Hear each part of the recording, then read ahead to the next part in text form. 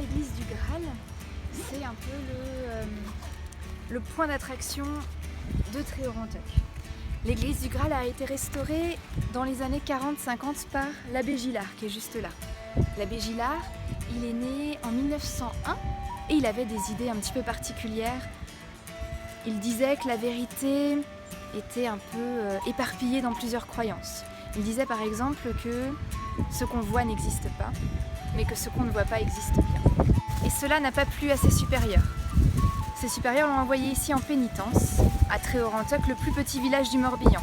101-102 habitants en 1942 quand il est envoyé, aujourd'hui 113 habitants. Il n'a pas de paroissien non plus parce que les gens croient surtout ici aux légendes celtes, aux légendes du roi Arthur, les légendes de Brocéliande. Donc il décide de restaurer l'église, mais en mêlant 3 croyances. Donc je vous disais 3 croyances qui sont mélangées dans l'église. La croyance chrétienne, c'est important, c'est quand même un curé chrétien. La croyance légendaire et la croyance celte. Parce qu'ici on est en Brocéliande, une forêt légendaire.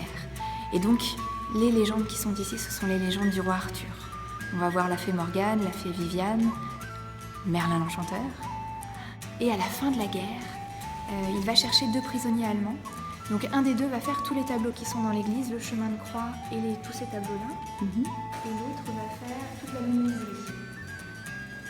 Et ce personnage-là, Karl Rezabek, qui a refait tous les tableaux, il a pris pour modèle tous les habitants de Tréorantoc des années 40-50. Donc ce tableau-là, il reprend toutes les légendes du Val sans retour. Bon, là on voit surtout avec la dame en rouge, avec une robe un petit peu moulante, c'est Morgane, la fée Morgane.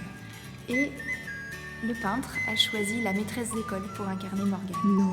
Elle était belle, elle était jeune, elle était jolie. J'adore. C'était son premier poste et elle était ici. C'est elle qui a été choisie pour faire Morgane. Mais pourquoi toutes les légendes sont quasiment toutes dans cette forêt ici? Alors la légende de Brocéliande, elle est liée à la fontaine de Barenton. Si vous regardez ce tableau, la fontaine de Barenton, elle est juste à côté d'ici, à quelques kilomètres. C'est une fontaine qui est toujours froide mais qui fait des bulles. On dit qu'elle est magique parce qu'il y a des fées à l'intérieur qui habitent là. Quand elle nous voit, elle sourit, alors ça fait des bulles. Mais cette fontaine, elle déclenche aussi l'orage. Et c'est grâce à cette fontaine que les légendes de Brocéliande sont venues s'installer, les légendes du roi Arthur sont venues s'installer ici en Brocéliande.